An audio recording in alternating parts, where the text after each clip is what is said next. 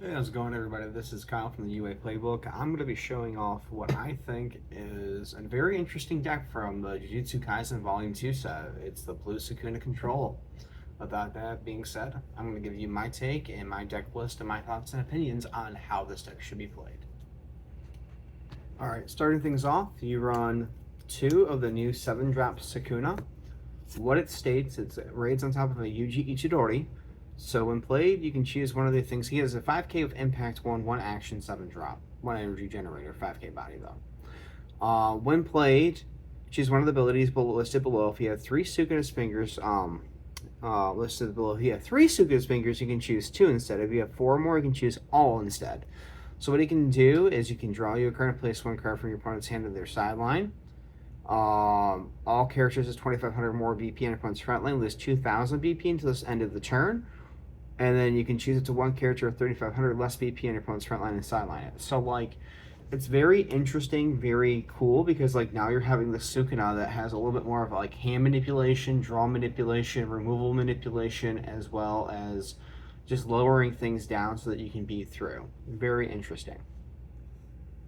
Then I run in my version of the list as it stands currently. Things can change, but this is what I'm thinking for my first run edition of Blue Control Sukuna for Volume 2 for JJK. Is 2 of the 6-drop Sukuna. I mean, yes, he's 6-drop, 2 actions, but there's going to be some funny things with him. He's a 4K, he's got Impact 1, and when played, if on front line, your opponent returns 1 character on their front line to their hand. If 2 or 3 copies of Sukuna's fingers in your sideline, 2 instead. If 4 or more fingers in there, 3 instead. So like you can potentially just be like, hey, you have 3 bodies out here, please bounce them back to your hand. As well as keeping a 4K body on the field. It has impact. Kind of cool. I think, if you're trying to go with a control route, I think this card has to be in here. Everyone with 5 drops, I think we all should remember this one. If you haven't played Volume 1, well, this guy came out in Volume 1. It is the 5-drop Raid Sukuna. So, you raid it on top of a Yuji Itadori, and then when played, choose 1 character in your opponent's front line and switch to the resting, or remain set to resting the next time you switch to active.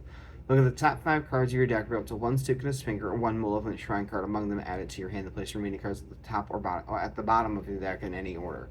So, a lot of people still get this a little bit confused. So, like, if you rest something with this character, right? I'll be like, oh, at the certain return, I can restand it. Or if I take a damage and I have an active trigger, I can restand it. No, it doesn't work like that. So it'll still be stunned until the next time it can be untapped. So you could use your active character trigger to attempt to untap it. It doesn't untap.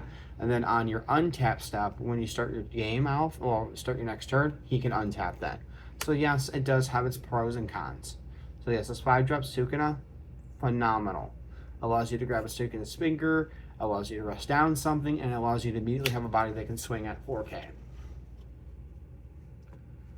Then we got a new trick in the deck. It's the new 5-drop 1 action Yuji Itadori.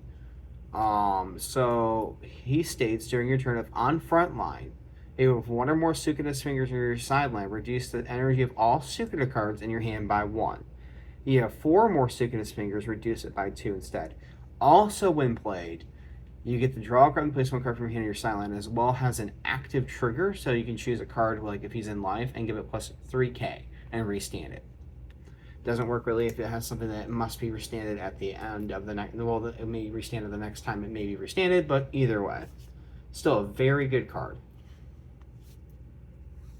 Then we're running the new color trigger. It's something that a lot of people were talking about, and we finally got it, everybody. It's a new 3-drop 1 action Yuji Itadori. The previous one was 2 actions, and it was the color. So what this one states is if you have a Sukuna's finger in your silence, character can generate you 2 energy. As well as it has a new color ability, I believe. If I'm not mistaken, choose 1 character with 3,500 less BP on your opponent's front line and return it to their hand. So you don't get the sideline of it, it returns it to the hand. As you can see with certain cards in the deck, like the 7-drop Sukuna, so on and so forth, of being able to reduce down things so that you could then, when they swing at you eventually, you can bounce it back to their hand possibly. So kind of cool. Then you run from Volume 1 of JJK Kaisen, the 3-drop 1 action 2 energy generator Yuji Itadori. So if you during your opponent's turn, as long as you have a finger, he's a 4K. So he's a 4K blocker, and as well as produces E2 energy, and also has an active trigger to give something plus 3K. So we're being able to rescan something again. Kind of nice. Next up, we're running 4 of the Volume 1 2-drop 1 action limited version of it, where you cannot play the 4-drop Sukuna structure deck one with this card, so that's kind of nice. What he does essentially is when played, you look at the top 5 cards of your deck, you may reveal up to 1 Sukuna finger card among them, add it to your hand, and place the other cards at the remaining bottom of your deck in any order. And if you added a card to your hand, so if you added a finger, because the only thing this guy can grab you is a finger, you place 1 card from your hand and place that at the bottom of your deck as well. So it's kind of nice. It helps you find your fingers. Next up, I am playing a total copy of 3 of the Nobara. So this one is nothing really special. However, it's like you can bounce back a 0. I mean, there's a little combo with that too, and that's with the 0-drop Nobara that we'll get into in a little bit. But what it does is you bounce back something 0 or under, or 1 or less, my bad. 1 or less back to your hand, and she gets to stay. If you don't have something that's 1 cost or less, she cannot stay out on the field. So just remember that. If you don't have a 0 or 1 out when you play her, she will go away immediately. She doesn't get to stay on the field. But she does produce E2 energy, everybody. Doesn't have any triggers, but still. Then you play 4 of the 0-drop Yuji Itadori. So this is a rateable target with all of your Sukunas, which in this deck in total we are running, I believe, give me a second, for raid targets. 1, 2, 3, 4, 6 raid targets for it. So it has a get in life, add back to hand. So very good card. You kind of need it. Also, it's early on energy for you.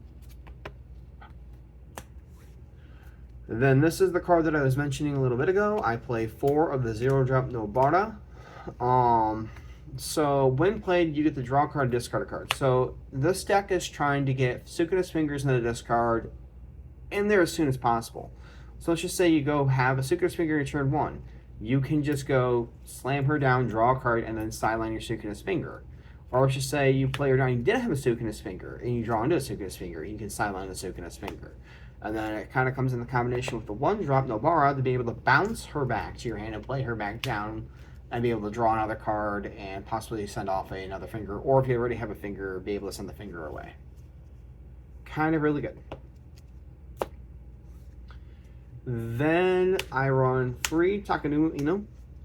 It's just a 2K vanilla 0-drop that produces 1 energy for you and also has a draw trigger in life. Kind of cool. And I mean, I don't know really how often the 2K is going to come up, but hey, it's there. I mean, it's an option.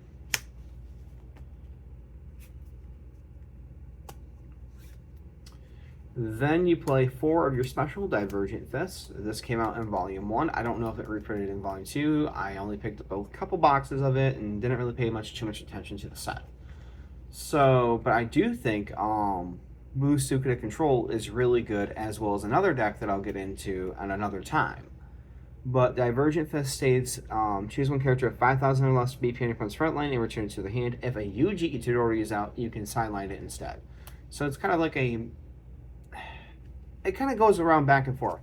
Like, depending on the circumstances, you could just bounce something to your other hand and it might stun them.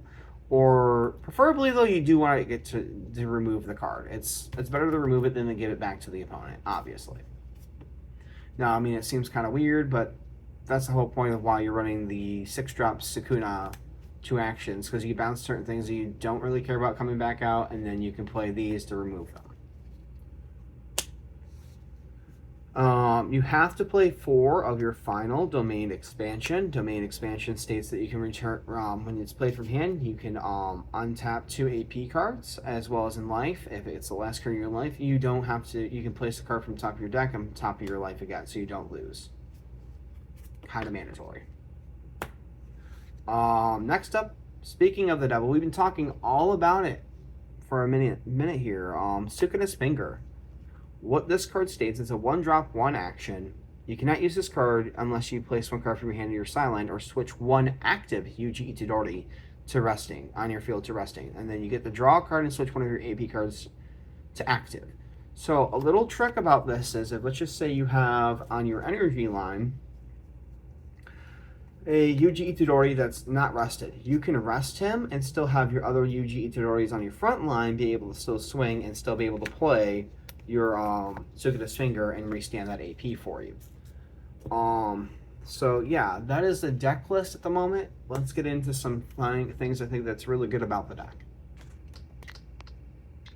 So obviously, you just saw the video of what I think a pretty good streamlined strategy is for blue JJK Sukuna control. Here's my reasons why I think it's actually kind of good. So being able to bounce things, stun things down, and remove things is always good. It's always been good in almost every card game that I've been in. And the fact of the matter is you can literally late game decide to play down the 7-drop and you could win games off of it being able to just KO the last thing on their field, swing in with a whole bunch of 4Ks, and while you're swinging with, even if they don't, I mean, if they still have something, he's going to be able to swing as a 5K with Impact 1, which is very impressive. Not to mention, you can bring him out earlier as long as you have the 5-drop Yuji Itadori and you have a couple fingers in your sideline. So he goes from being like a 5-drop or a 7-drop to a 5-drop, which is pretty manageable in a deck like this.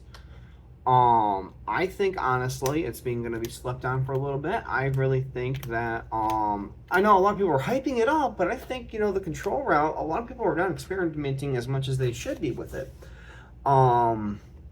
I have seen the Kento no Nanami list version of it, and it looks pretty good. I think it's actually a quite solid deck, in fact. However, I think, you know, being able to control an aggro format is going to be going way better than trying to be an aggro deck. We have so many other aggro decks in the format. We need to have something that's going to shape things up a little bit. And I think control is right where it's at, and this is what the deck's been trying to get to for a very long time. Obviously some of the combos that you could do obviously is setting up your rest of how your deck is going to be stacked underneath as you keep on drawing through your turns with the UGs searching and so on and so forth, but as well as just constantly being able to set up 4K bodies and tapping down things. Like you can literally tap down something with the 5-drop and you can go, oh, I have enough actions here, might as well play the 6-drop, bounce back the other stuff, be able to get a free swing in, and cause a disruption moment to go on. Another thing is, too, because they don't get the cards, so if you bounce the rated cards back to your hand, they don't get those cards back. The ones underneath go away. They go to the sideline. There's something else I want to reiterate there. You don't get to keep those.